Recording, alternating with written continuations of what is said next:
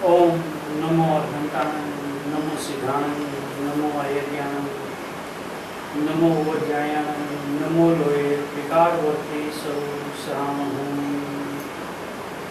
मंगलम भगवान वीरो मंगलम गौतमो गणि मंगलम कुंद कुंडार्यो जैन धर्मोऽस्तु मंगलम सर्वमंगल्यमंगल्यं सर्वकल्याणकारकं प्रधानं सर्वधर्माणां जैनं जयतु शासनम्।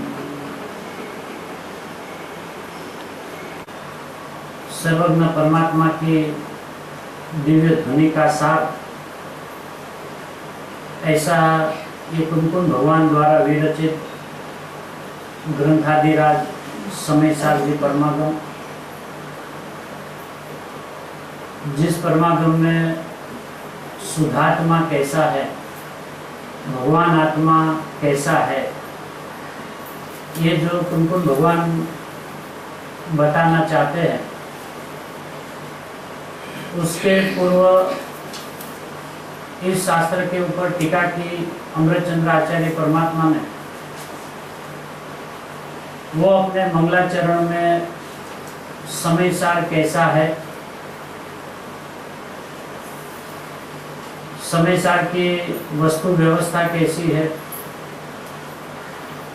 द्रव्य स्वभाव, गुण स्वभाव और पर्याय स्वभाव एक पदार्थ के अंदर में कैसे रहते हैं, और तीनों की अपनी अपनी अस्थि है, ऐसा जो अपना स्वभाव है, उस स्वभाव का स्पष्टीकरण पहला ही श्लोक में नमः समय साराय स्वानुभूत्या चकास्ते चित्त स्वभावाय भावाय सर्व भावांतर छिदे, ये श्लोक की रचना करके कुमकुम भगवान जिस समय सार को बताना चाहते हैं,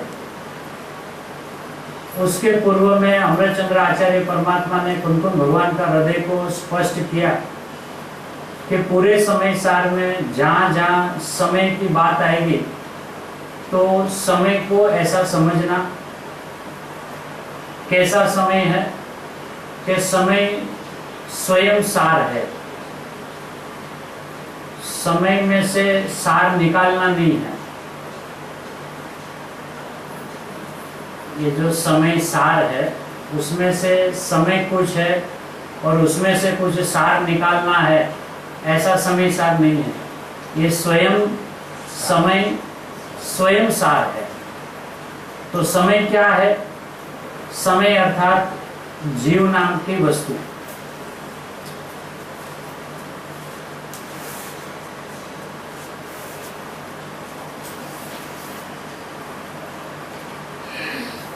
बे नंबर ना पेज ऊपर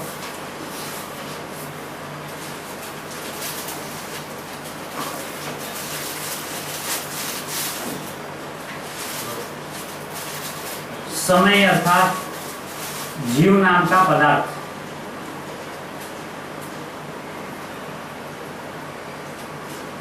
वो जीव नाम का पदार्थ कैसा है कि शुद्धात्मा है।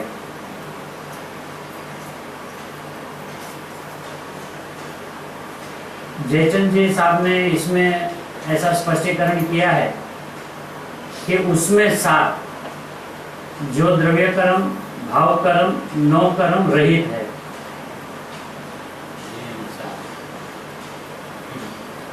जयचंद जी साहब ने ऐसा अर्थ किया है। राजमल जी पांडे साहब ने इसी समय सार के पहले श्लोक का यह अर्थ किया, जिसमें उन्होंने द्रव्य कर्म, भाव कर्म, नौ कर्म को याद ही नहीं किया। सीधा जीव नाम का पदार्थ जो शुद्धात्मा है।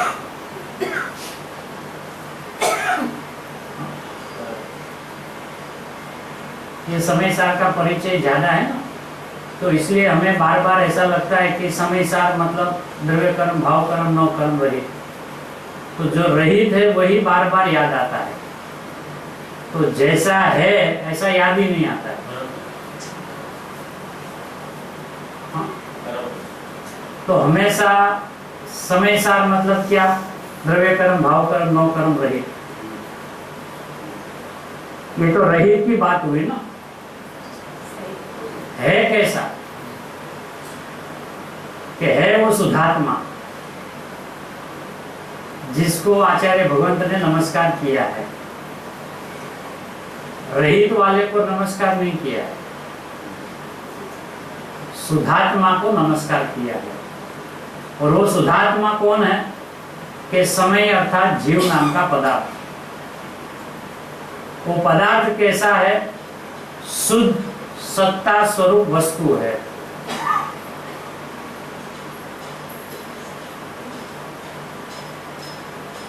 और कैसा है?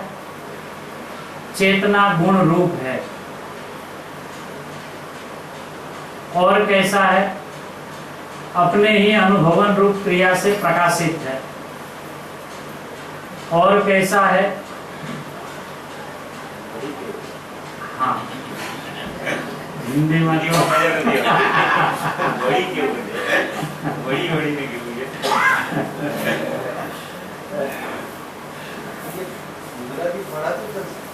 हाँ, मतलब वो उसका जो भाव है ये बड़ी पे केवो है, ऐसा जो लिखा है। भाई बहुत बढ़िया निकालते हैं, हिंदी में वैसे नहीं निकल रहा है, आगे लिया है ये बड़ी मतलब जब हम उसका हिंदी अर्थ करते हैं ना तो ऐसा समझते कि और वो कैसा है ना। तो यहाँ पे और वो कैसा है उसकी बात नहीं है। गुजराती में उसका अर्थ ऐसा कि वड़ी पे केवो है, मतलब अपने स्वभाव के अंदर में झुक कर देखा तो देख देख कर ये कहते कि वो ऐसा है, वो ऐसा है, वो ऐसा है, और कैसा है ऐसा नहीं। और कैसा है ऐसा नहीं है ना। तो गुजराती प्रॉपर वर्ड है वड़ी। अब वो वड़ी को हिंदी में क्या कहते हैं? हाँ, जुग जुग कर है ना। तो वो मूल श्लोक में हिंदी में भी जुग कर ऐसा नहीं लिखा है, और कैसा है। तो जब वो और कैसा है, और कैसा ऐसा बताते हैं तो अपना लक्ष्य सुनने की ओर जाता है कि जैसे आचार्य भगवंत हमारे स्वरूप के बारे में बता रहा है कि और मैं कैसा हूँ, और मैं कैसा हूँ ऐसा। तो अंदर में नहीं जाता है, वो सुनने में जाता है। हाँ, और ये वड़ी में अंदर झुक के जाता है ना। कि जैसे अपने स्वभाव को आचार्य भगवान बताते जा रहे हैं ऐसा ही उसी काल में अपने स्वभाव में देख रहा है वो झुक झुक के, और देख देख कर प्रमाणित कर रहा है कि हाँ आप जैसा बता रहे हो ऐसा ही हूँ, आप जैसा बता रहे हो ऐसा ही हूँ, ऐसा। उसका नाम वड़ी ते केवोश है।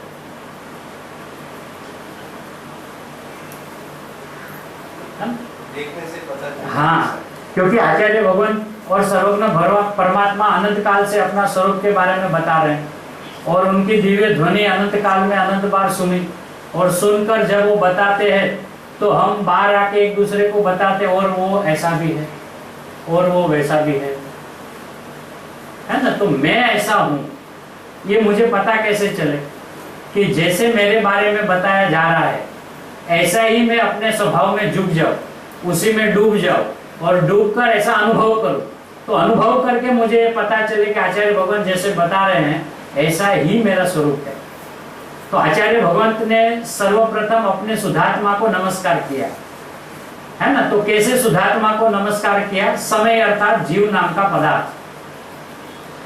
अब ये जीव नाम का जो पदार्थ है वो पदार्थ स्वयं सारभूत है।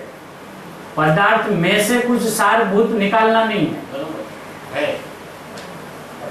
ये अपना जो स्वभाव है, अपने हम जो पदार्थ है, हम जो वस्तु है, वो वस्तु हम कैसी है कि अनादि से शुद्ध है।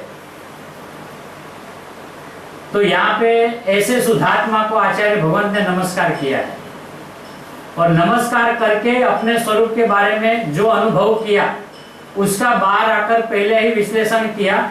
शुद्ध सत्ता स्वरूप वस्तु है, मतलब शुद्ध करना नहीं है।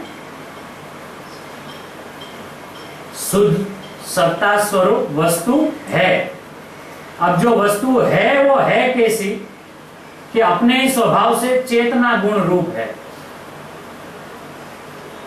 ये जो चेतना गुण रूप है ये पता कैसे चलता है? दो बात का पता कैसे चलता है कि मैं जीव नाम का पदार्थ हूं, ये पहली बात। फिर मैं शुद्धात्मा हूं, ये दूसरी बात। तीसरी बात शुद्ध सत्ता स्वरूप वस्तु हूं, ये तीसरी बात। ये मुझे पता कैसे चलता है कि मैं ऐसा हूं? ये पता चलता है अपनी ही अनुभवन रूप क्रिया से, स्वानुभूतिया चकास्ते। अपने ही परिणमन में, अपने ही स्वरूप के संबंध में ऐसा ख्याल में आता है, ऐसा अनुभव में आता है कि मैं ऐसा हूं। इसका नाम स्वानुभूतिया चकास्ते।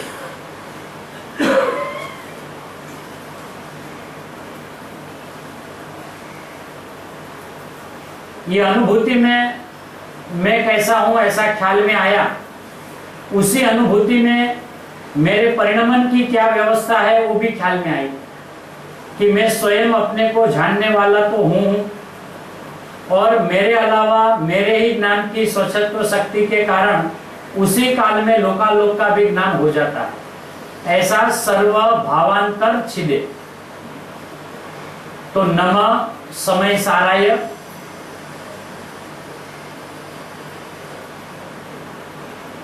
फिर भावाय, फिर चित स्वभावाय, स्वानुभूतिया चकास्ते, सर्व भावांतर छिदे।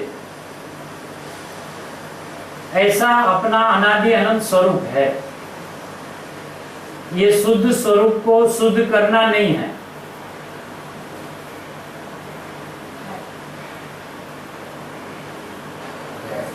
अनादि से मैं हूं ऐसा।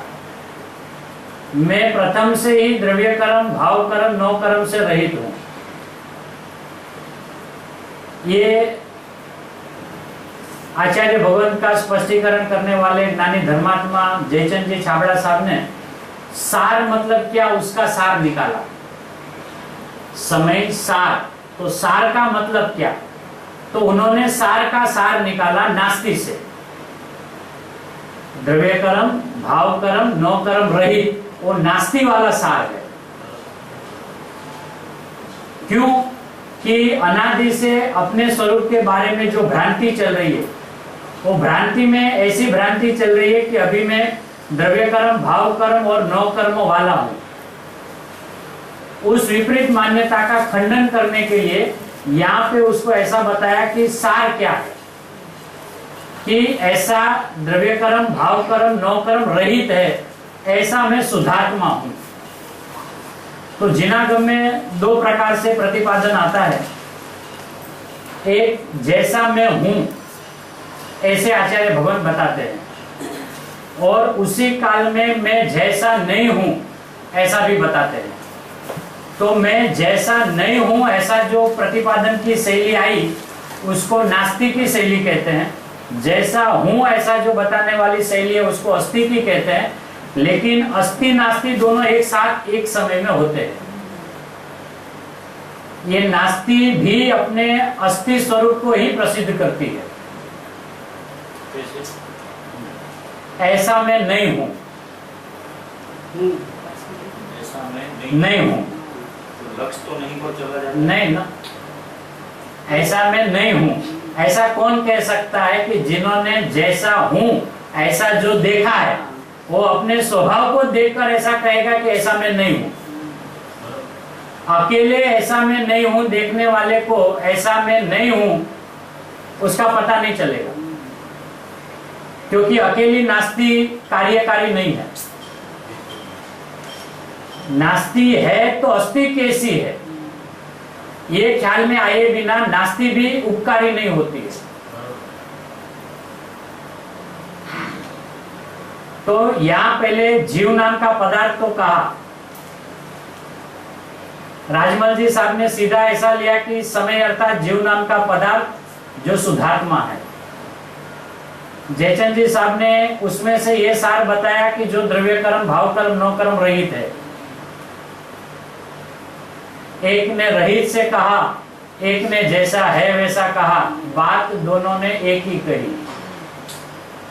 एक ने नास्ति से कही, एक ने अस्ति से कही, लेकिन कहा तो दोनों ने अपने शुद्ध शुद्धात्मा को। ये शैली का पता यदि हमें चलने लगा तो हमें अनंत आचार्य भगवंतों का हृदय का पता चल जाएगा कि जिनागम में जितनी भी कथन शैली जो आई है वो दोनों कथन शैली एक शुद्धात्मा को ही बताती है। एक शैली पर को बताती है और एक शैली शुद्धात्मा को बताती है। ऐसी दो शैली नहीं है। एक शैली है जिसमें अपने ही स्वभाव का दो प्रकार से प्रतिपादन आता है। कहीं कहीं नहीं है ऐसा कहने पे आता है और कहीं कहीं पे ऐसा ही हूं ऐसा कहकर आता है, लेकिन दोनों में बात अपनी ही आती है। हाँ, क्योंकि आत्मा अनंत धर्मात्मक है, तो एक अनेक है, नित्य अनित्य है, तो सारे धर्म एक समय में एक साथ रहते हैं। कोई एक धर्म एक समय में होता है और उसी काल में दूसरा धर्म नहीं होता है, ऐसा अपना अनेकांत का स्वभाव स्वरूप नहीं है। ये बात और है कि कथन शैली में एक बार एक ही धर्म आता है, लेकिन इसका अर्थ ऐसा नहीं है कि ज्ञान में भी एक ही धर्म आता है। ज्ञान में उसी काल में अनंत धर्म एक साथ में आते हैं और वाणी में क्रम से आते हैं। तो यदि हम ऐसा नहीं है ऐसा हम कहे तो ये हमारा एक नास्तिक धर्म की बात हुई। तो उसी काल में उसी समय रहा हुआ अपना अस्थि धर्म कैसा है? ये दोनों धर्म एक समय में जिसको ख्याल में आ जाए उसको निर्विकल्प दशा हुई, आत्मा की अनुभूति हुई, ऐसा कहा जाता है। क्यों ऐसा कहा जाता है? कि अन्यथा जीव के अनंत धर्मों में से यदि किसी एक धर्म के संबंध में कोई बात की पता चल जाए तो दूसरे धर्म के बारे में विकल्प चलते रहता है। यदि मैं अशुद्ध हूं ऐसा यदि विकल्प में आ जाता है तो शुद्ध नहीं हूं ऐसा विकल्प चलते रहता है। यदि दोनों धर्म एक साथ ख्याल में आ जाए तो वहां विकल्प करने के लिए कुछ बचा ही नहीं।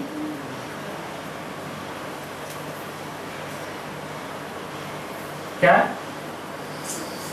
जैसे वर्तमान में ऐसा अभिप्राय है कि मेरा परिणमन में अशुद्धता है और मेरा द्रव्य स्वभाव जो है वो शुद्ध है, ठीक है। अब क्या उस काल में क्या हो रहा है कि अशुद्धता को टालने का प्रयत्न और शुद्धता की ओर झुकने का प्रयत्न, ये दोनों का विकल्प चलता है। क्योंकि शुद्ध स्वभाव मेरा है ऐसा कहने पर भी शुद्ध स्वभाव भाषित नहीं हुआ तो उसके संबंध में विकल्प चलने लगे। और अशुद्धता का भी पता नहीं है कि अशुद्धता किसको कहते हैं, तो अशुद्धता के संबंध में भ्रांतियां चलने लगी कि पर के काल में, पर के कारण में, पर की ओर लक्ष्य जाने से मेरे में रागादि उत्पन्न होते हैं, पर का ज्ञान होने से मेरा ज्ञान अज्ञान हो रहा है, पर के अंदर में एकत्व होने से मेरी चारित्र में अस्थिरता हो रही है, विपरीतता हो रही है। ऐसा ज्ञान दर्शन चारित्र तीनों में अशुद्धता है ऐसा समझ लेता है। लेकिन यदि अशुद्धता भी पर्याय का धर्म है तो अशुद्धता भी आत्मा के लक्ष्य से ही उत्पन्न होती है, पर के लक्ष्य से नहीं होती। आत्मा के लक्ष्य हाँ, क्यों कि पर द्रव्य जो है वो हमारे ज्ञान के नहीं है, बराबर। एक बात। दूसरी बात कि हमारे परिणमन में जो भी कुछ होता है उसमें पर द्रव्य अकिंचित का है। दो बात। तीसरी बात आचार्यों ने यह फरमाई कि पर द्रव्य स्वद्रव्य के परिणमन में निमित्त है, मतलब वह करता है, बराबर है। तो अब उनको हटाओ, मतलब वो पांच द्रव्यों से मेरे परिणमन में न शुद्धता होती है न अशुद्धता होती है। तो पर के लक्ष्य से कुछ होता है?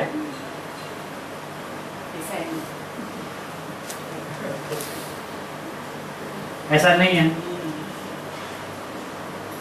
बराबर। अब ये 5 द्रव्य यदि हमारे परिणमन में कुछ भी नहीं करते हैं और फिर भी हमारे परिणमन में शुद्धता और अशुद्धता होती है, तो किसके लक्ष्य हो रही है?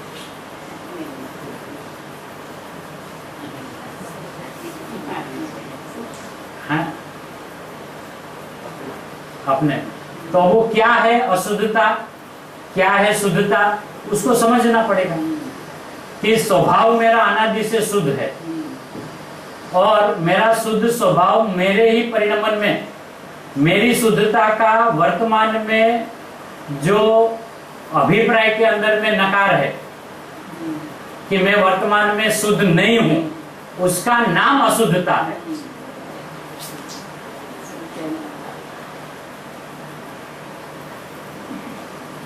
स्वभाव मेरा शुद्ध है और वो शुद्ध स्वभाव को देखने वाली जो पर्याय है, वो पर्याय शुद्ध को देखने वाली नियम से शुद्ध होती है। उस पर्याय को अशुद्ध जानना, अशुद्ध मानना, उसका नाम अशुद्धता है। वो अशुद्धता पर के लक्ष्य से नहीं हुई, अपने आत्मा के अलक्ष्य से अशुद्धता है और अपने आत्मा के लक्ष्य से शुद्धता है, जिसमें पर अकिंचित कर है।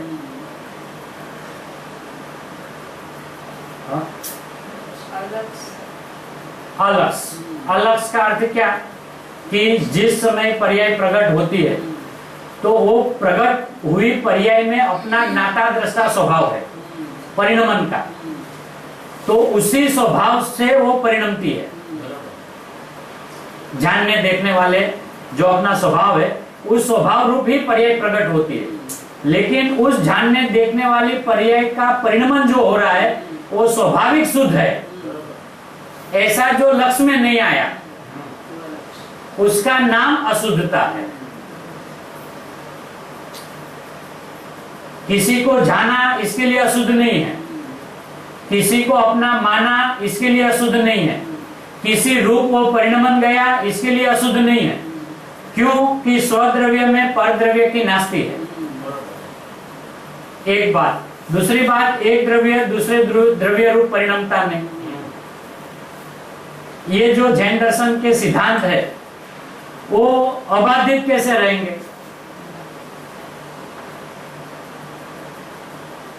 अज्ञान कितना भी हो जाए फिर भी दो द्रव्य एक नहीं होते, फिर भी एक द्रव्य दूसरा द्रव्य का कुछ नहीं करता उस अज्ञान के काल में भी। तब तो जगत जैसा है वैसा सुंदर है, और 6 के 7 नहीं हुए और 6 के 5 नहीं हुए। तो ये व्यवस्था क्या है, ये अशुद्धता है क्या? और आचार्यों ने सर्वप्रथम ये अबुद्ध को समझाने के हेतु से समय सार की शुरुआत की। अप्रतिबुद्ध जीव को समझाने के हेतु इस शास्त्र की रचना की, तो सर्वप्रथम अशुद्धता की चर्चा ही नहीं की, सर्वप्रथम अज्ञान की शुरुआत ही नहीं की, सीधा शुद्धात्मा के साथ आप किसको समझाने के लिए शास्त्र रच रहे हो? अप्रतिबुद्ध को, अज्ञानी को, संसारी को, रागी को। तो उनको तो पहले ऐसा कहो कि वर्तमान में आप रागी हो, और यदि आपको राग का टालना हो तो अपने शुद्ध स्वभाव की ओर लक्ष्य करो, ऐसा तो कहो। आप तो सीधा ही शुरुआत करते हो शुद्धात्मा है। इसका मतलब क्या हुआ कि हमने जो अभिप्राय बांध के रखा है ऐसा मैं नहीं हूं, और यदि मैं ऐसा नहीं हूं तो मैं जैसा हूं उस रूप परिणमन करना नहीं है, उसी रूप परिणमन चल रहा है। यदि मनुष्य के काल में मैं मनुष्य नहीं हूं और मैं आत्मा हूं, तो उस काल में मुझे आत्मा रूप परिणमन नहीं है।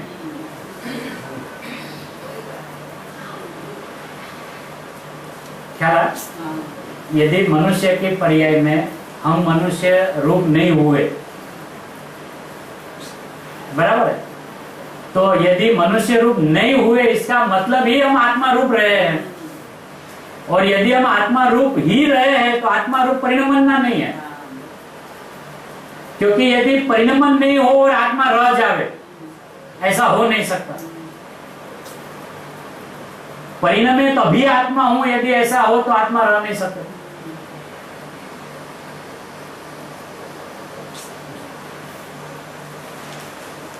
क्या बोल रहे मनुष्य ने थोड़ा गुजराती ले मनुष्यના પર્યાયના કાળે મનુષ્ય રૂપે ન પરિણમે, તો એને ઈ પુરુષાર્થ નથી કરવાનો કે હવે મારે આત્મભાવે પરિણમવાનું છે।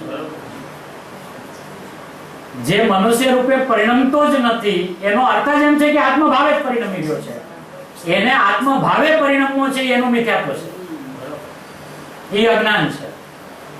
પરિણામોની મહેનત જ નથી કરવાની। હા, કેમ કે વસ્તુ સ્વાભાવિક પરિણમનશીલ છે અને જગતના છ દ્રવ્ય પોતપોતાના સ્વભાવે પરિણમ્યા કરે છે, એવી દરેક પદાर्थની સુવ્યवस्था છે।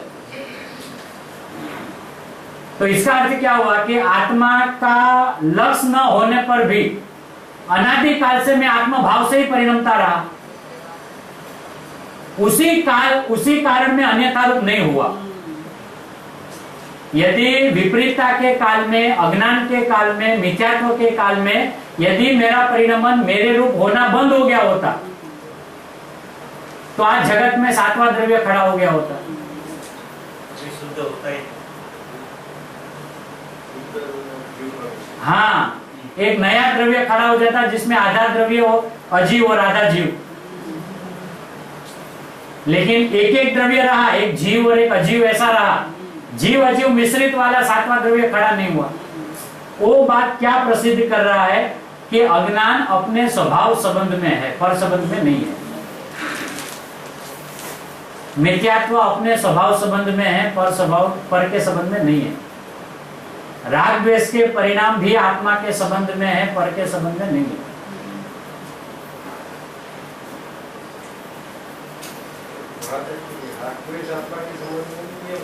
हाँ, क्योंकि प्रतिपादन की शैली व्यवहार से खूब आई है जिनागम में, और व्यवहार का अर्थ ऐसा होता है कि ऐसा नहीं है। व्यवहार का अर्थ क्या होता है? ऐसा नहीं है। ऐसा नहीं है उसका नाम व्यवहार है,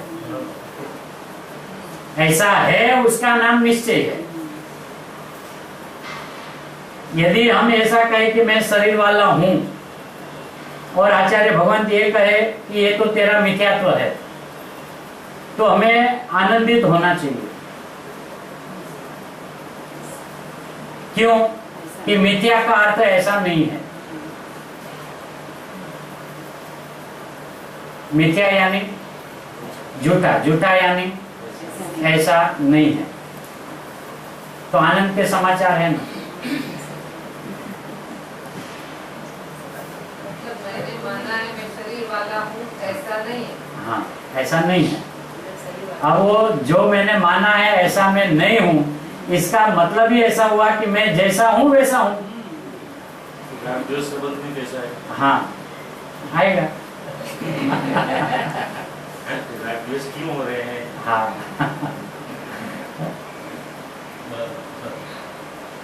स्वभाव अपना वितरागी है, और वितरागी स्वभाव का परिणमन भी वितराग स्वभाव से ही हो रहा है वर्तमान में। ऐसा वितरागी स्वभाव लक्ष्य में नहीं आना, उसका नाम राग है। और अभी मैं वितरागी नहीं हूं, उसका नाम द्वेष है।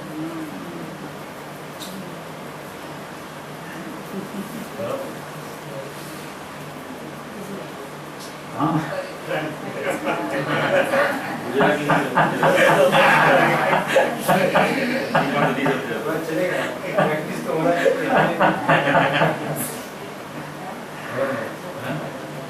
वितराग अपना त्रिकाल स्वभाव है, तो स्वभाव का परिणमन भी वितरागी होना चाहिए न्याय से।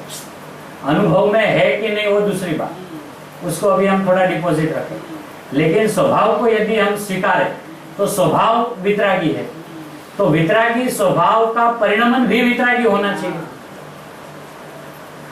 तो उस न्याय से सभी जीवों में वितरागी परिणमन ही चालू है। तो मेहनत कर रहे हैं ना वितराग होने की। हाँ, इसीलिए तो मिथ्यात्व कहा। इसका मतलब ऐसा नहीं है, मतलब मेहनत करना नहीं है। मेहनत करते तो राग द्वेष खड़ा होगा ना। क्योंकि मेहनत का फल राग द्वेष है।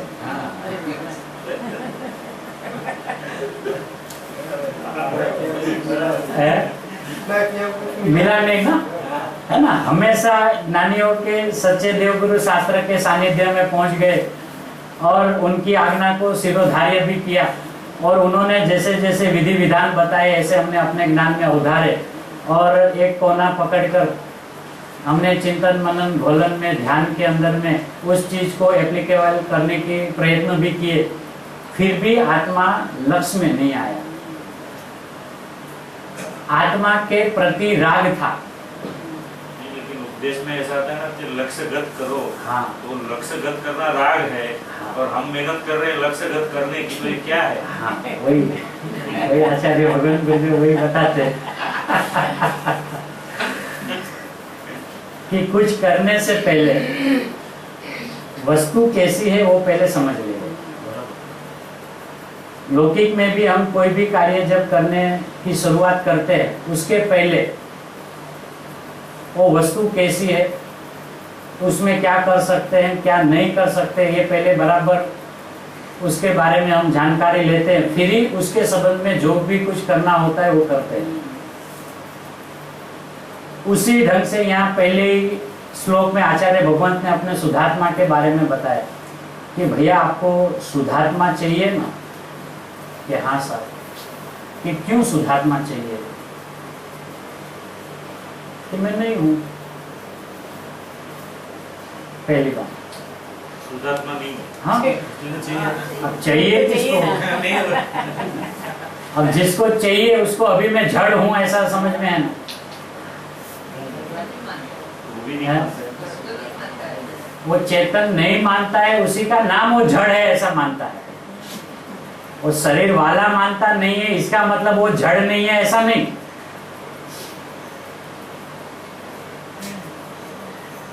स्थूल अभिप्राय ऐसा है कि हम शरीर को तो अपना मानते नहीं, है ना, कर्मों को तो अपना मानते नहीं। जब से गुरुदेव मिले तब से, आचार्य भगवान मिले तब से, तो हमको ऐसा लगा कि हम अपने आप को कहाँ जड़ मान रहे हैं।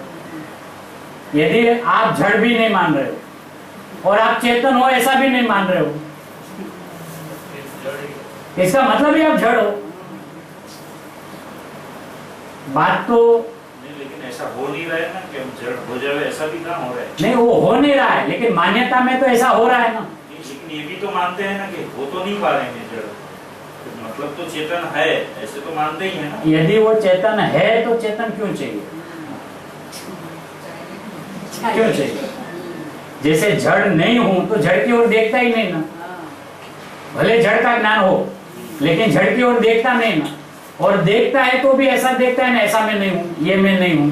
ऐसा होता है ना, जो जड़ पदार्थ है वो तो जड़ दिख ही रहे हैं, लेकिन ये अंदर में जड़ता और अजड़ता, हाँ, जो भी आत्मा बता रहे हैं, हाँ, वो समझ में नहीं आ रहा है ना। अभी बाहर अभी ये सब जड़ है तो दिख रहा है, अंदर का दिख नहीं रहा है ना। वो देखने वाला ही तो नक्की कर रहा है ना कि ये जड़ है, भले वो बाहर का जड़ है, लेकिन जो स्थूल जड़ है उसमें भी यदि अपना विवेक नहीं चले।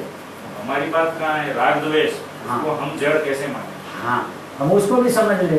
हाँ, तो पहले तो वस्तु को समझना है, पहले राग द्वेष को नहीं समझना है।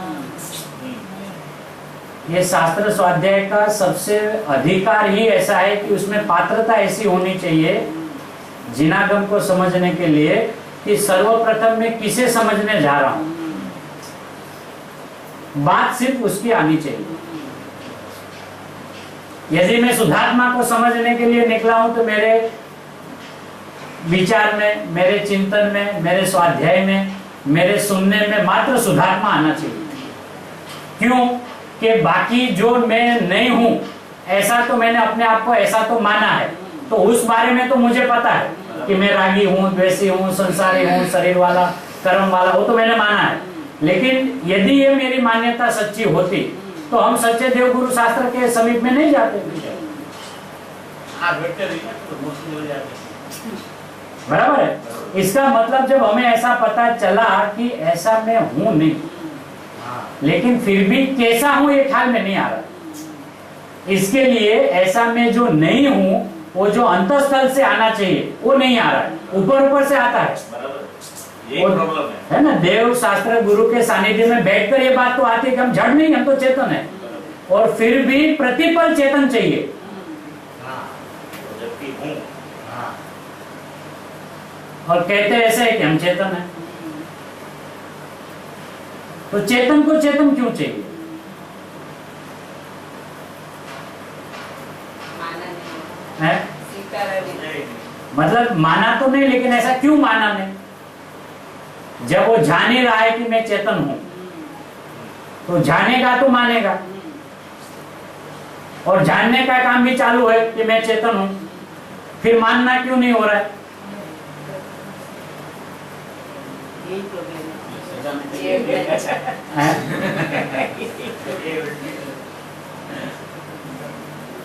अंदर से नहीं जाना, कहने में जाना। कहना जो हो रहा है वो तो अपनी प्रॉपर्टी नहीं है। वाणी में जो आ रहा है वो तो अपनी प्रॉपर्टी है नहीं, है ना। तो हम क्या कहते हैं उससे हमें कोई संबंध नहीं, हम क्या जानते हैं उससे हमें संबंध है। तो जानने में दो प्रकार है, एक तो ज्ञान का स्वभाव जैसा है ऐसा जानता है, जैसा है ऐसा वो जानता है। जड़ है तो जड़ को जड़ जानता है, ठीक है। साथ में ज्ञान का एक और स्वभाव है कि जिसका है उसका जानता है, उसका जानता है। जैसा है ऐसा तो सभी आत्मार्थी आचार्य भगवान के मिलने के पश्चात वो जानना उसका शुरू हो गया कि भैया ये तो जड़ है ना। तो जैसा है वैसा तो जानता है, लेकिन जिसका है उसका नहीं जानता।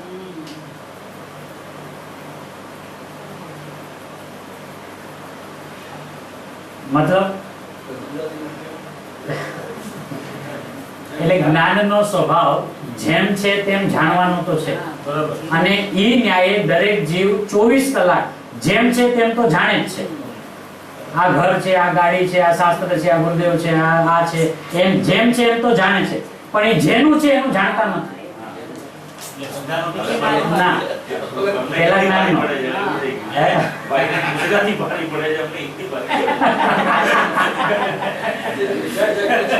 હા, એટલે એ જડને જડ તો જાણે છે, પણ એનો એકમાત્ર સ્વામી જડ જ છે એમ જાણતો નથી, સ્વીકારતો નથી, જાણતો નથી। કેમ કે સ્વીકૃતિનો ખરેખર દોષ નથી, જાણેલાનું શ્રદ્ધાન થાય છે।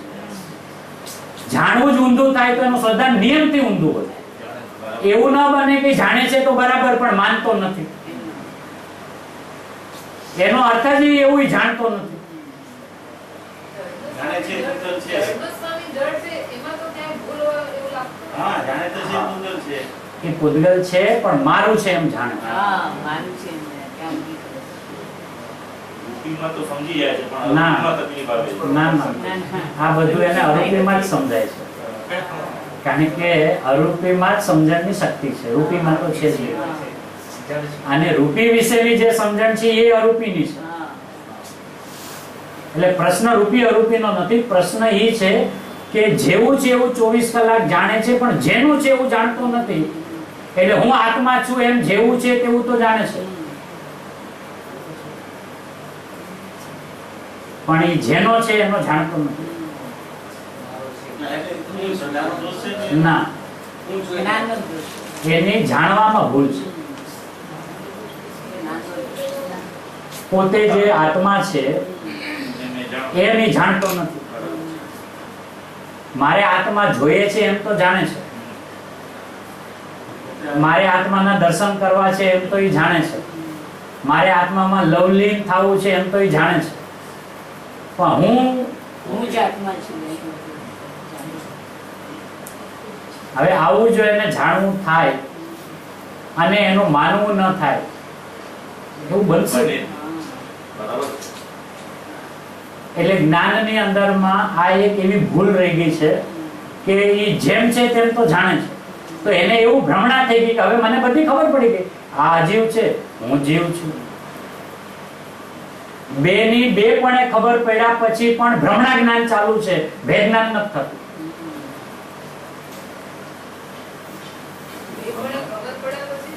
હા, કેમ કે જેનું છે એનું આરે જાણતો નથી, જેમ છે એમ તો જાણે છે.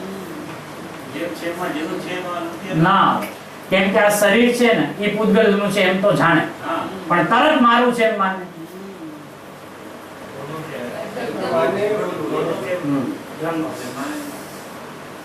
અને એમાં જરાક પણ ચહલપહલ કાંઈ થઈ એટલે મને થઈ, મારામાં થઈ, હું આવું, મને આમ, એ શું છે? ના, ભ્રમણા ચારિત્ર તો એને પ્રગટ્યું જ નથી, દોષ ક્યાંથી હોય? ભ્રમણા જ્ઞાન અને ભેદ જ્ઞાન. હા. એને ખોલો. એ ભ્રમણા જ્ઞાનની સ્થિતિ શું છે હા. કે જીવ જેને ભેદ જ્ઞાન સમજે છે હા. એના માટે એ ભ્રમણા જ્ઞાન છે. શરીર હું નહીં, હા. કર્મ મારું નહીં, રાગ દ્વેષના પરિણામ મારા નહીં, અને એ જે સમયે પ્રગટ થાય ત્યારે એ એમ કહે છે કે આ હું નહીં, તો એને એમ લાગે છે કે આ મારું ભેદ જ્ઞાન ચાલે છે, એનું એ ભ્રમણા જ્ઞાન ચાલુ છે. એમ કરતા કરતા શ્રદ્ધા મજબૂત ન થાય, એમ કરતા કરતા અજ્ઞાન મજબૂત થાય છે. કેમ? હા, કેમ કે ઈ મારું નથી, ઈ કઈ સત્તામાં ઉભો રહીને કહેશે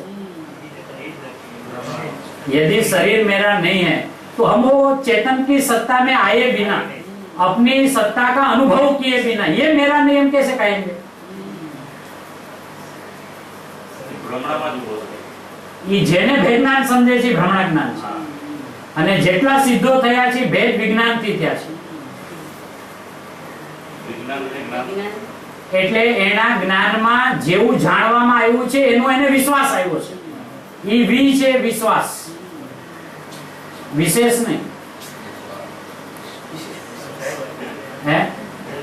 શરીર છે એમ આપણને ખબર છે, હા, આત્મા નથી. જે બુદ્ધિ આરોપી કીધી એવું, એટલે આત્માનો વિશ્વાસ કરે પછી આ બધા જીવ છે. કેમ કે તો જ એને ભેદજ્ઞાન થયું એમ કહેવાય.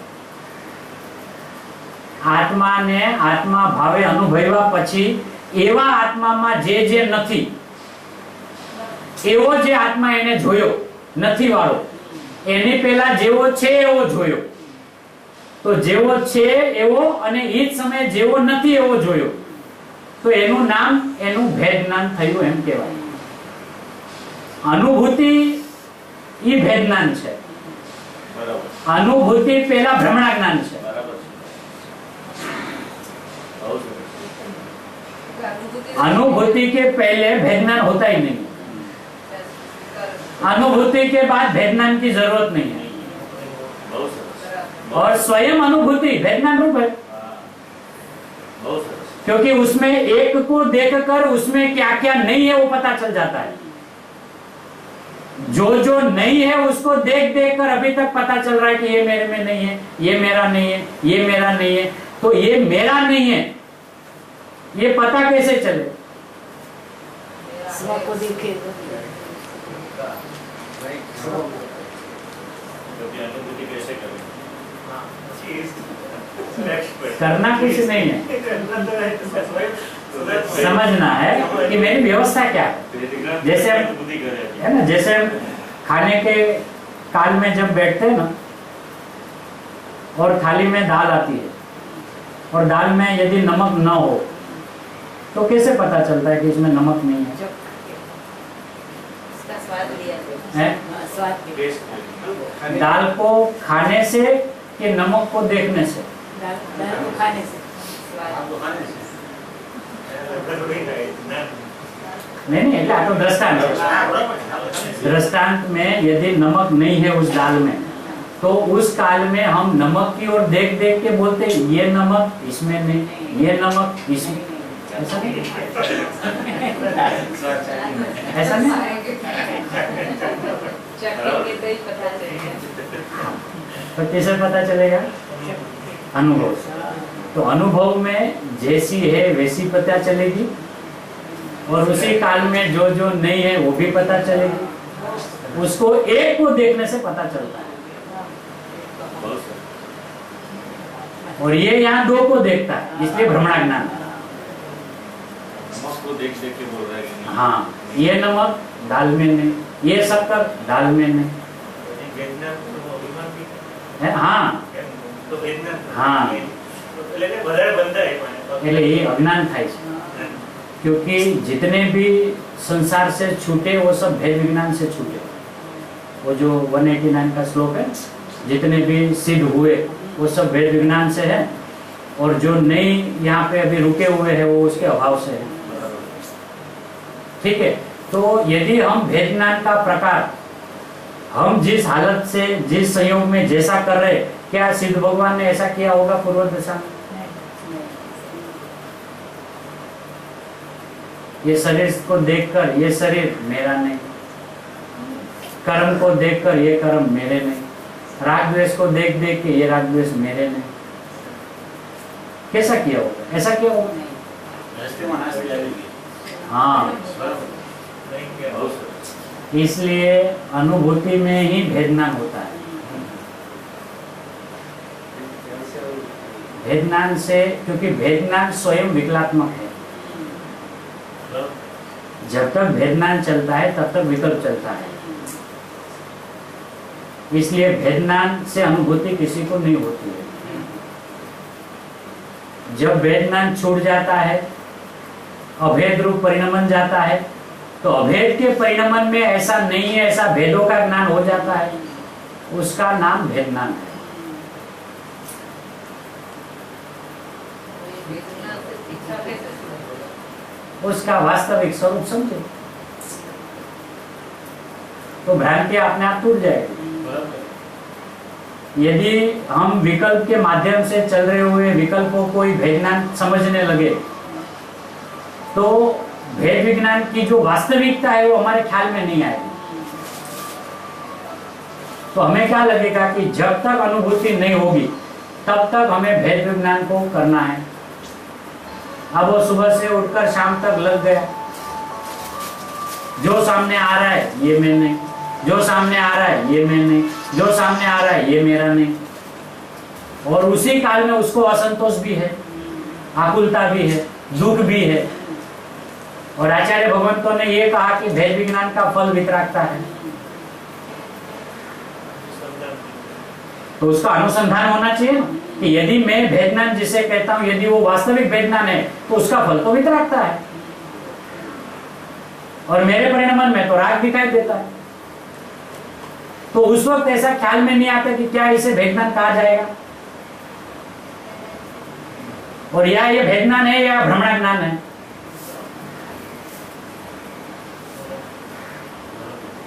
कैसे वेदना का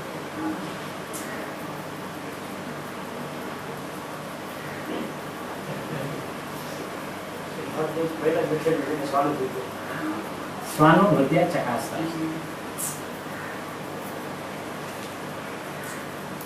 आचार्य भगवंतों की करुणा देखो कि कुछ करने के लिए पहले श्लोक में आदेश दिया ही नहीं, समझा रहे हैं अप्रतिबुद्ध को, लेकिन उसको ये नहीं समझा रहे कि तुम्हें ऐसा करना है, उसे ये बता रहे कि तुम ऐसा हो। इनकी विचक्षणता देखो, क्योंकि उन्हें ये पता है कि आया हुआ सज्जन जो है यहाँ पे वो अपने आप में कुछ करूंगा तो मिलेगा, ये अभिप्राय लेके आया है, और वो कुछ करने की कोशिश में उसका अनंत काल चला गया और शुद्धात्मा की प्राप्ति उसे नहीं हुई, इसलिए अपनी नस आचार्य भगवान को पता है, तो उन्होंने कुछ करने के लिए आदेश ही नहीं दिया, सीधा क्या बताया कैसा है। जब यदि हमें ये कहा जाए कि आप तो वर्तमान में शुद्धात्मा हो, तो पहले ही अपने विपरीत अभिप्राय पे प्रहार होगा। संसारी नहीं, रागी नहीं, कर्मों वाला नहीं, सीधा उस पर प्रहार है। जब मैं शुद्धात्मा हूं तो शुद्धात्मा का दर्शन मैं कैसे करूं? मुझसे यदि कोई भिन्न चीज हो तो मैं उसका दर्शन भी करूं। यदि मैं स्वयं ही हूं तो मैं मेरा दर्शन कैसे करूं?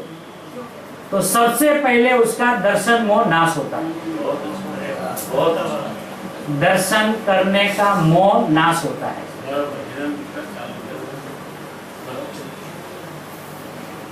हाँ, एक दर्शन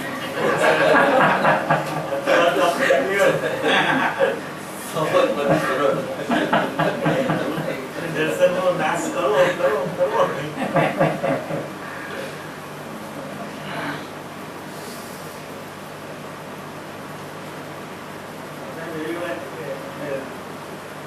બેટા એલઈડી से रिजल्ट आई એવું છે ભાઈ, क्योंकि ये वितरागी विद्यालय है ना, आचार्य भगवान की सर्वज्ञ परमात्मा की वितराग विद्यालय में हम लोग ने एडमिशन लिया है। और वितराग विद्यालय में सिर्फ इतना ही पढ़ाया जाता है, चाहे वो पहला स्टैंडर्ड हो चाहे वो आखिर का स्टैंडर्ड हो, तुम वर्तमान में परमात्मा हो। कि फिर साहब पहला और आखिर का क्यों कहा?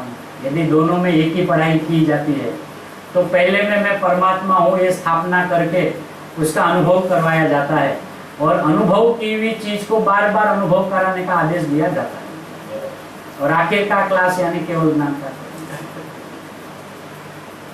ऐसी वितराग विद्यालय में ऐसे आचार्य भगवंत और सर्वज्ञ परमात्मा हमें मिल गए कि जिन्हें ये बार बार दोहराते कि भैया कुछ करना नहीं है, यदि कुछ भी करने गए तो समझना कि अपनी हत्या है।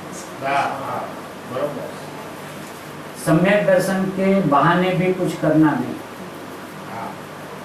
अनुभूति के बहाने भी कुछ करने की बात लाना नहीं। तो ये मुझे कुछ करना नहीं है, ऐसा मुझे पता कैसे चले कि मुझे कुछ नहीं करना है ना? तो वो भी हमारे ज्ञान में न्याय से, लॉजिक से, युक्ति से, आगम से, अनुमान से और अनुभव से प्रमाणित भी होना चाहिए। तो इसलिए आचार्य भगवंतों ने ये कहा कि पहले सिर्फ सुनना, सुनने के काल में कुछ भी करना नहीं। जीव क्या करता है? सुनता भी है और साथ में करता भी है उसी काल में। जब आचार्य हमें कुछ चीज बता रहे हो तो सिर्फ सुनना। जैसे घर में कोई नई इलेक्ट्रॉनिक चीज आई हो और डिलीवरी वाले आदमी जब देने आते हैं ना, तो ये जब वो इंस्ट्रूमेंट का यूज कैसे हो ये जब बताते हैं ना, तो हम कुछ करते नहीं है, सिर्फ देखते हैं और समझते हैं। सुनते तो ठीक है, सुनते भी ऐसा कहो, लेकिन देखते हैं और समझते हैं कि हाँ इन्होंने ये बटन दबाया तो ऐसा हुआ, ये दबाया ऐसा हुआ, यहाँ किया कि बटन चालू हो गया, ये बंद हो गया। फिर वो सब दिखा के क्या कहेगा? Use it. मैं यहाँ खड़ा हूँ, आप इसका प्रयोग करें। क्या करें? अब प्रयोग का अर्थ क्या है? कुछ करना नहीं है, जैसा देखा था, जैसा समझा था, उसी को एप्लीकेबल करना है। उसका नाम प्रयोग है। कुछ करना नहीं है प्रयोग में। तो इन्होंने हाथ में रिमोट दे दिया, भैया अभी आप करो। पहले शुद्धात्मा बता दिया। यदि हमने शांति से सुना हो और समझा हो, और फिर यदि हमें एक कहे कि अभी आप शुद्धात्मा का दर्शन करो, ये लो, तो सीधा शुद्धात्मा का दर्शन करेगा, सीधा करेगा। यदि वो सुनने के काल में कुछ अपना दिमाग लगाता होगा कि इसमें बहुत कुछ और भी है, ये भले ना कुछ भी बताते रहते, अपने को और भी है ऐसा पता है, लेकिन अपन ढूंढेंगे उसके बाद में, तो पहले तो स्टार्ट ही नहीं होगा।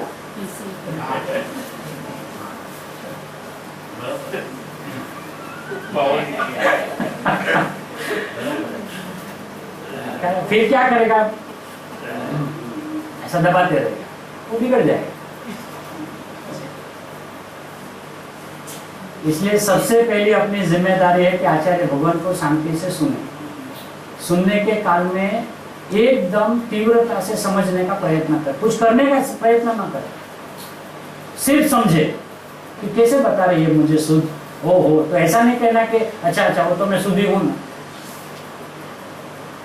शुद्ध है तो मैं कैसा हूं वो भी बताएंगे ना। क्यों मुझे कुछ नहीं करना है ऐसा आचार्य भगवंतों ने कहा, और मैं ये अभिप्राय लेके आया हूं कि मुझे बहुत कुछ करना है। क्या करना है भैया आपको?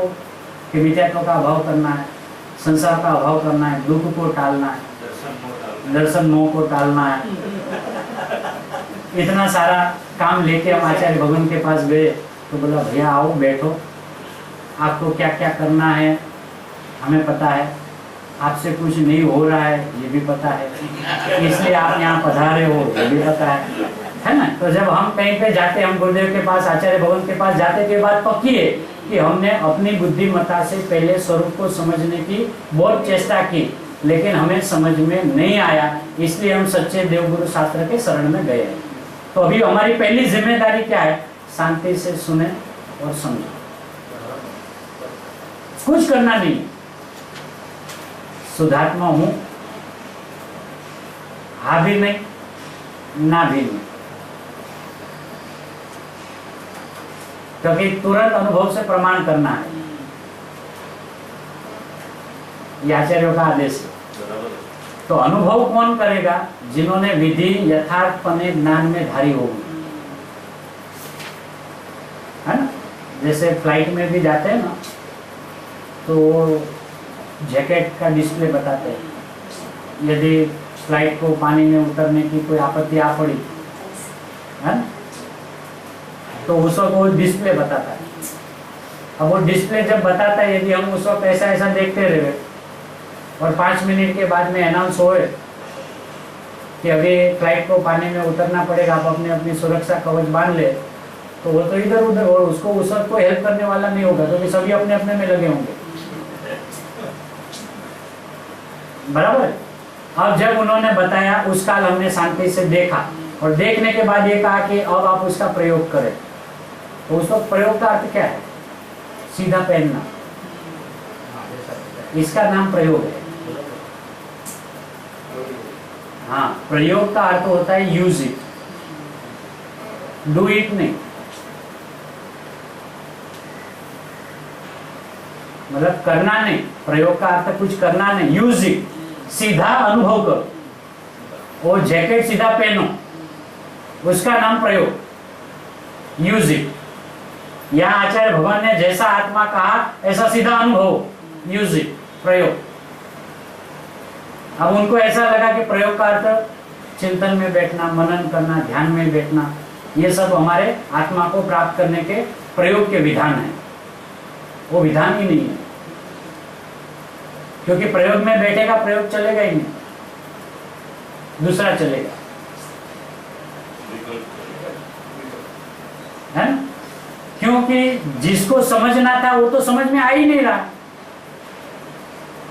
ये शुद्धात्मा में हूं जिसमें मुझे कुछ करना ही नहीं है, ऐसा तो पहले अभिप्राय में आया ही नहीं, और मैं तो वर्तमान में परिपूर्ण हूं, ये बात तो आई ही नहीं अंदर से। क्योंकि शुद्धात्मा हूं, भावाय हूं, चित स्वभावाय हूं, स्वानुभूतियां चकासते हूं, सर्वभावांतर छिदे हूं। यहां करने की जगह कहां है? सब में हूं हूं हूं हूं है, कहां मैं करूं कुछ, कैसे करूं? ये शुद्धात्मा रहित नहीं है। यदि कहीं पे रहित बताया है तो अपना नास्ति धर्म, अपनी अस्थि को मजबूत करने के लिए बताया है। इसलिए मिथ्यात्व भी अपने निज स्वरूप की पुष्टि के लिए बताया है।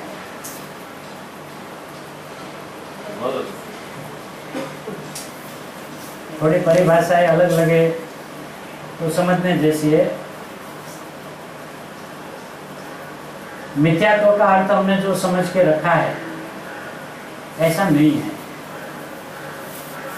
तो जब हम यदि ऐसा कहे आचार्य हमें कि आप ऐसे नहीं हो, इसका मतलब कि ऐसा नहीं है ऐसा कहकर मैं ऐसा हूं ऐसी चट्टान को खड़ी रखी है।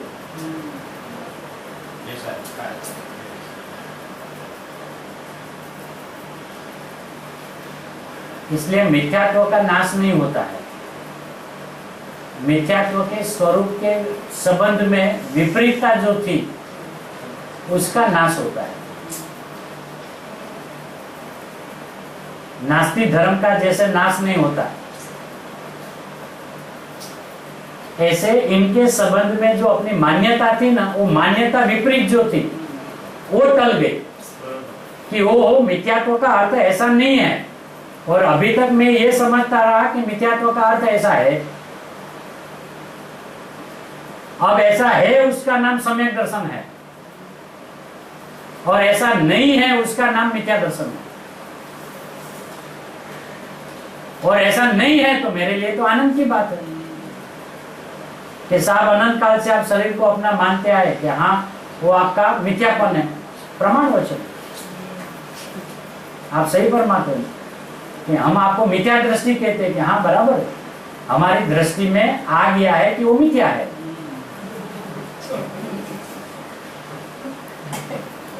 क्या हमारी दृष्टि में आ गया है कि वो मिथ्या है, मतलब ऐसा नहीं है। तो क्या हुआ हमें कि कुछ भी तो नहीं हुआ। अब जिसको कुछ हुआ ही नहीं है वो ऐसा क्या कुछ करेगा कि वो निरोगी रहेगा?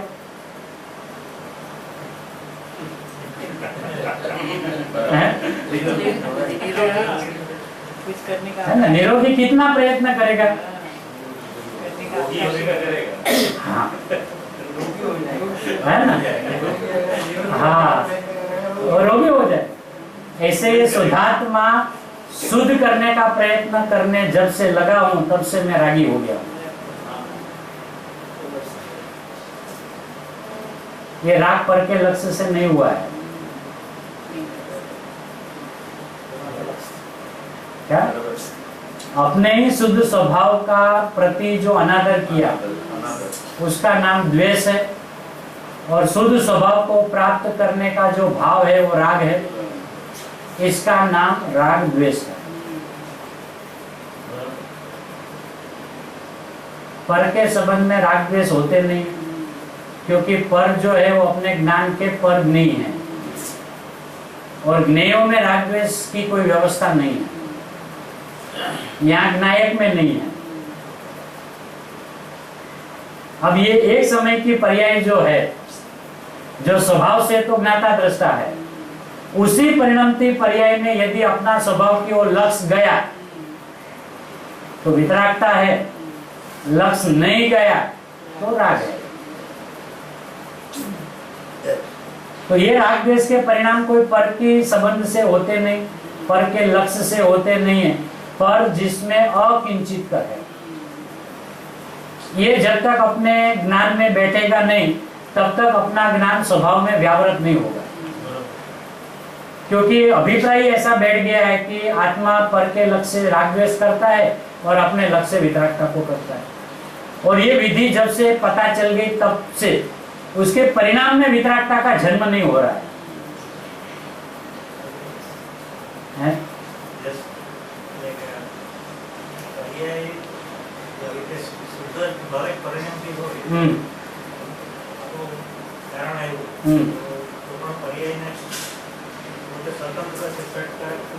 પરિણામ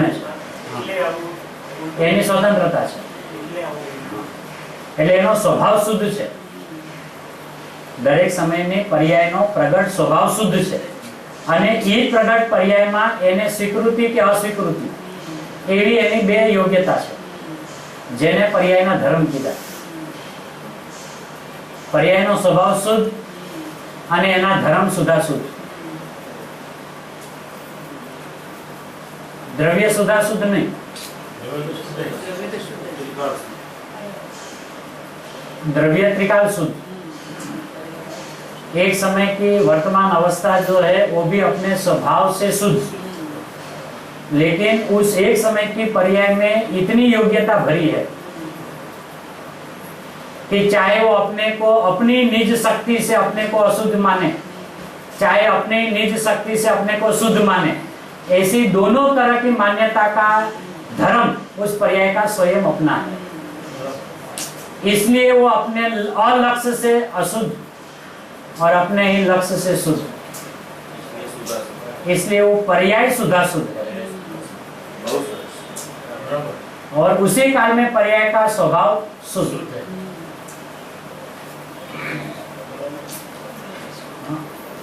ત્રિકાળ શુદ્ધ. हैं? પર્યાયનો સ્વભાવ બી પાછો ત્રિકાળ. त्रिकाल शुद्ध। હા. દ્રવ્ય તો છે જ, પણ આ પર્યાય हाँ। ये जागृत પછી वो हिसाब से प्रयोग ख्याल में आवे ख्याल में तो क्या लगेगा कि मेरे में ही मेरे संबंध में अशुद्धता। હા. अब ये विचार अब तक क्यों नहीं चल रहा था कि ऐसा लग रहा था कि अशुद्धता कैसे होती है, हमको पता है जितना हमारा लक्ष्य पर की ओर जाएगा अशुद्धता होगी। फिर उनको पूछे कि पर की ओर लक्ष्य जाता है अशुद्धता होती है तो आप पर से लक्ष्य हटा लो ना भैया, क्यों वहां बार बार जाने देते हो और अपने स्वभाव में जमा के रखो। तो जवाब क्या आता है, वर्क इन प्रोग्रेस। वो खाली बोर्ड मार के रखा है, काम चालू है ऐसा। બરાબર. बराबर એપ્લાય નથી કરતો. हाँ, पता भी चल गया कि सो के लक्ष्य से वितरागता होती है तो सो का लक्ष्य करना भैया, कौन मना कर रहा है। और जब पर के लक्ष्य से राग होता है तो पर का और लक्ष्य करना छोड़ दे, क्यों नहीं ऐसा कर रहा है। तो इसका मतलब ये विधि जो बताई आचार्यों ने वो ऐसी नहीं है, उसमें रहस्य कुछ और है और कथन शैली कुछ और है। बराबर उसका रहस्य हमें निकालना पड़ेगा, क्योंकि उन्हीं आचार्यों ने बताए हुए सिद्धांतों में पर के कर परिणमन में अकिंचित कर, एक द्रव्य दूसरे द्रव्य के परिणमन में निमित्त है, यानी अकर्ता है, यानी उससे कुछ नहीं होता है। इसका सिद्धांत क्या है, अज्ञान पर से नहीं होता। यदि अज्ञान पर से नहीं होता है तो पर से में व्यावृत हो जाओ तो मुझे सम्यक ज्ञान होगा, ऐसा है ही नहीं।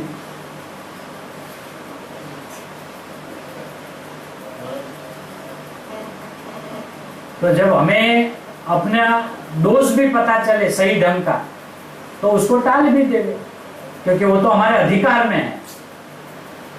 जब ये पता चला कि अशुद्धता भी मेरे कारण मेरे में मेरे लिए ही हो रही है तो मैं ऐसी अशुद्धता को जन्मे क्यों दूं। पर में तो मैं कुछ नहीं कर सकता। तो जब अपनी समझ सही होती है तो उससे अशुद्धता का पता चलता है कि शुद्ध स्वभाव का अलक्ष्य का नाम अशुद्धता है और मेरे में कोई दूसरी अशुद्धता नहीं है, क्योंकि दो द्रव्य का मिलान हो नहीं सकता तो वो अशुद्धता हो नहीं सकती। दूसरा, मैं अरूपी और जगत रूपी, तो रूपी की कोई भी अशुद्धता अरूपी में नहीं हो सकती। अब बचा मैं अकेला आरोपी, अब मेरे में मेरी शुद्धता और मेरे में मेरी अशुद्धता। तो अशुद्धता दो किस्म की, कि एक सर्वप्रथम जैसा स्वभाव शुद्ध है ऐसा लक्ष्य में नहीं आना, वो प्रथम भूमिका की अशुद्धता। और दूसरी कि जिसको लक्ष्य में आ गया, अपना जैसा स्वभाव है ऐसा स्वभाव धारावाही लक्ष्य में न रहना, वो अशुद्धता। जिसको चारित्र की अस्थिरता कही, उसको मिथ्यात्व सहित की कही।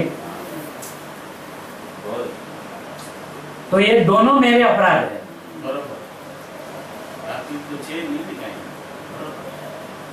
तो जैसे कि जैसा अनादि से अपना शुद्ध स्वभाव है ऐसा वर्तमान में मेरे लक्ष्य में नहीं आया, उसका नाम, जैसे ज्ञानियों ने मिथ्यात्व कहा, अज्ञान कहा, उसी का नाम अशुद्धता। ठीक है। अब एक जीव को अपना शुद्ध स्वभाव ख्याल में आ गया, उससे शुद्ध स्वभाव का अनुभव हो गया और वो अनुभव उसका अंत मुहूर्त तक टिकता नहीं है और उपयोग जो घड़ी घड़ी बाहर आता है वो अशुद्धता।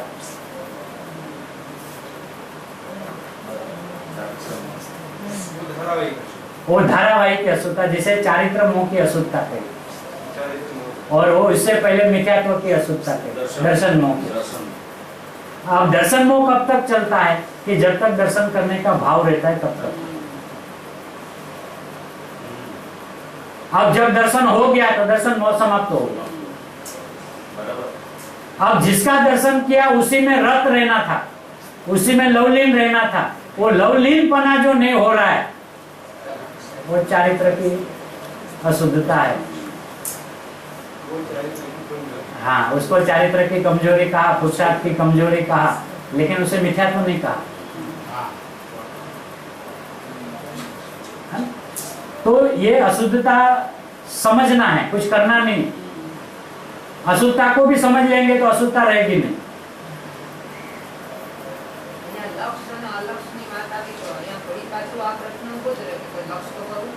નહીં ને, શું છે કે ભાષામાં તો કંઈક કરવાની વાત આવશે અને ભાવમાં કંઈ નહીં કરવાનું, પકડવાનું। કારણ કે જ્ઞાનીય ગુરુદેવ એમ કહે છે કે આચાર્ય ભગવાન આમ કહે છે તો ઘણીવાર શ્રોતા જ્યારે પૂછે કે એમ આવ્યું ને, તો કે ભાષામાં બીજું શું આવે, એમ જ આવે, પણ ભાવમાં શું છે આચાર્યને કે એમ નથી। કેમ કે લક્ષમાં પણ આવવાનો સકાળ છે ત્યારે જ લક્ષમાં આવશે। એ કઈ કરશે અને લક્ષમાં આવશે એમ નથી, એ તો પુરુષાર્થ પ્રેરક વચનો છે, એ ક્રમબદ્ધતાનો નિયમ નથી। ક્રમબદ્ધતાના નિયમમાં તો કાંઈ કરવું નથી અને લક્ષમાં આવી જાય છે, ત્યારે એને કાંઈક કર્યું એમ કહેવાય છે। હા,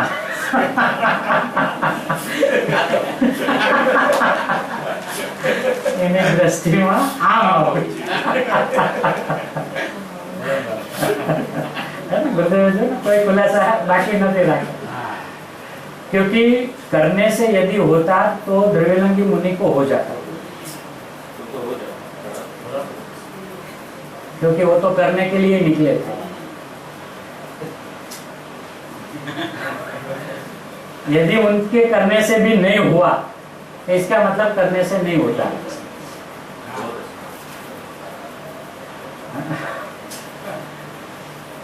इसलिए उपदेश की शैली में से स्वभाव की शैली को निकालना पड़ेगा। उपदेश में हमेशा ये कहा जाएगा कि आप ऐसा करो, और उसी काल में हमें ये समझना है कि ऐसा कुछ करना नहीं है। तो हमारा मेल आचार्यों के साथ खाएगा। हाँ, नहीं तो वो उत्तर में चलेंगे, हम पूर्व में चलेंगे, क्योंकि वो देख देख कर स्पष्टीकरण कर रहे हैं। तो जो अपने को देख देख कर स्पष्टीकरण कर रहे हैं वो देखता तो कौन है, वड़वड़ झुक झुक के, है ना। वो अपने में झुक कर जब अपने पूर्ण स्वभाव को देखा तो वो बाहर आके कैसा कहेगा कि आप ऐसा करो। प्रश्न तो ये है ना, जिन्होंने अपूर्ण स्वभाव को देखा हो और बाहर आके कहे कि भी हमने इतना कार्य करके यहाँ तक हम पहुंचे और इतना अभी बाकी है, अपूर्णता इतनी है, यहाँ तक पूरे हो गए, अभी इतना पूरा करना बाकी है। हाँ, ऐसा देखेंगे और अपूर्ण देखेंगे तो ऐसा देखेंगे, लेकिन उन्होंने कैसा देखा, चौथे वाले ने पूर्ण देखा,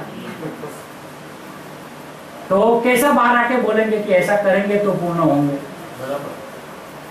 क्योंकि उन्होंने तो ऐसा देखा कि जिसमें कुछ करने की व्यवस्था ही नहीं है। चाहे आप उसका द्रव्य स्वभाव देखो, चाहे गुण स्वभाव देखो, चाहे परिणमन स्वभाव देखो, वो तीनों स्वभाव अपने आप में परिपूर्ण है। ऐसा तो जिन्होंने अपना स्वभाव को देखा, वो बाहर आके उसके उद्देश्य में यदि कुछ करने की बात आई है तो ये जिम्मेदारी हमारी है कि स्वभाव वो पूर्ण देखकर आए हैं और कुछ करने का उपदेश दे रहे हैं, तो उसका अर्थ ऐसा है कि वो ऐसा नहीं है, ऐसा वो उपदेश दे रहे हैं। यानी समझ में आम आओ जी। नहीं तो हम ये आचार्य को समझे कहाँ है। हम भी कुछ करने के लिए निकले, वो भी कुछ करने के लिए निकले, तो हमारे आराध्य कहाँ रहे, दोनों एक कोटि के हो गए। हम भी कुछ कर रहे हैं, वो भी कुछ कर रहे हैं, और वो देख देख कर कह रहे कि कुछ नहीं करना है, ऐसा तुझे करना है, कुछ नहीं करना है ऐसा तुम्हें करना है, कुछ नहीं करना है ऐसा तुम्हें करना है। ऐसा कुछ तो करो कि कहाँ करेगा। कुछ नहीं करने की भी मेहनत करेगा। हाँ, अब उपदेश में क्या कहे, अब आचार्य को कोई कुछ करे तो उसको रुचे नहीं, और कोई भाग जावे तो उसे रुचे नहीं, तो करे तो क्या करे। करुणा के धारा है उसमें आई बात, निष्कारण करुणा आई है कि भैया ये भाग जावे ये भी नहीं पोसाए, और ये कुछ करेगा ये भी नहीं परोड़ेगा। अब उसे कैसे समझाए, भैया कुछ करना है कि हाँ देखो मैं परिपूर्ण हूं ना ऐसा मानो, मैं परिपूर्ण हूं ना ऐसा जानो, यदि ऐसा कुछ करना है तो आप ऐसा करो,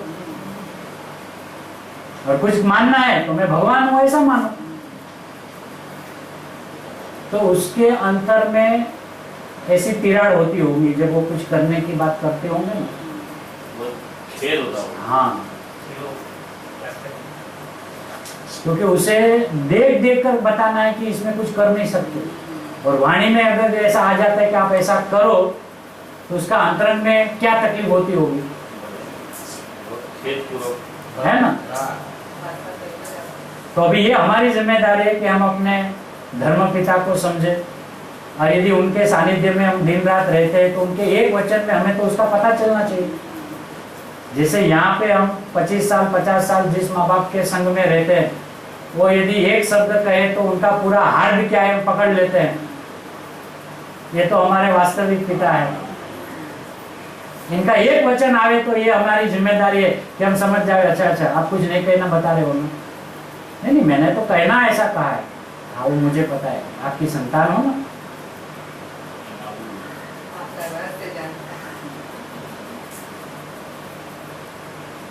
अब वो बच्चा यदि तूफानी हो और किसी प्रसंग में पिता के साथ में जाए तो पिता ऐसा कहेगा जा बच्चा खेल मस्ती कर, तो वो ऐसा समझेगा कि ये नई मस्ती करने का उपदेश दे रहा है। क्या मस्ती यदि पिता का हृदय समझता हो तो, नहीं तो भागेगा वो।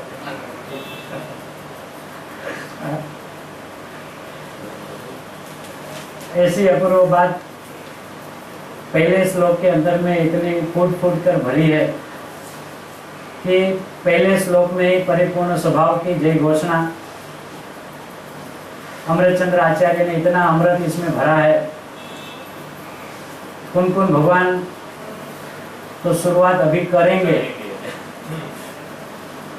और इन्होंने तो शुरुआत करने से पहले पूर्णाहुति बता दी, और गुरुदेव श्री ने जो अंतरंग दोनों आचार्य भगवान के खोले, ये इस काल का हम सब का बड़ा सौभाग्य रहा। इतना गजब का स्पष्टीकरण इसमें है। बस मुझे वर्तमान में कुछ भी करना नहीं है, इस बात को गांठ मार के रखना है, और ये गांठ मार के हम जिनवाणी का कोई भी कथन, कोई भी गाथा, कोई भी शास्त्र, कोई भी अधिकार पढ़े तो हमारा अंतरंग उछलेगा कुछ नहीं करने के प्रति। और ऐसा ज्ञान संधान में जब आ जाता है तो मैं वर्तमान में भगवान हूँ, ऐसा अंदर में सहज अनुभव हुए बिना रहता नहीं। ऐसी अनुभूति, ऐसा ज्ञान, ऐसा श्रद्धान हम सबको अपने ज्ञान श्रद्धान में दिन रात रहे, यही मंगलमय भाव। आत्मज्ञान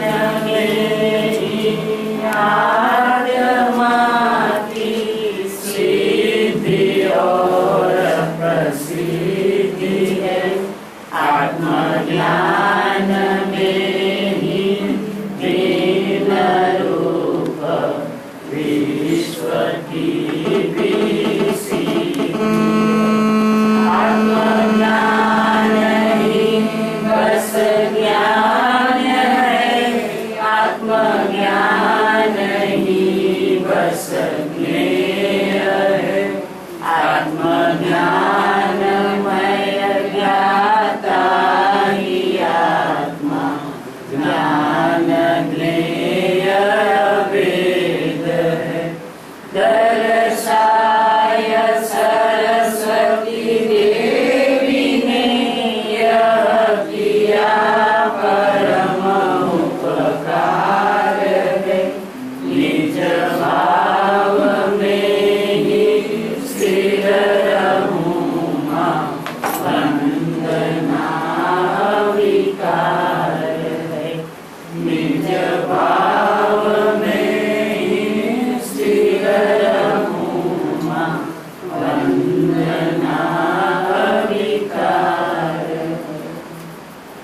સ્વામી આદિ 24 તીર્થંકર ભગવાનનો જય જય હો.